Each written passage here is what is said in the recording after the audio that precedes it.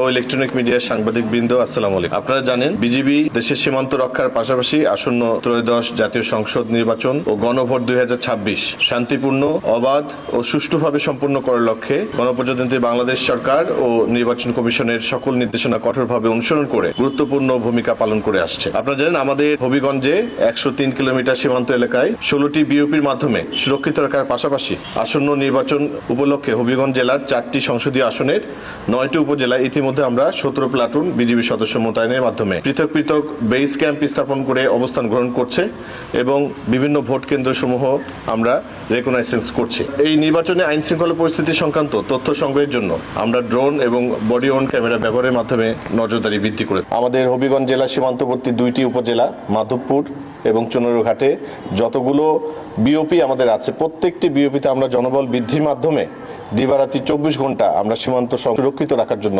প্রয়োজনীয় ব্যবস্থা গ্রহণ করেছি। আমরা জেলা এবং উপজেলা প্রশাসন, বাংলাদেশ সেনাবাহিনী, বাংলাদেশ পুলিশ, বাংলাদেশ আনসার সহ অন্যান্য সকল বাহিনীর সঙ্গে আমরা মিলেমিশে কাজ করছি।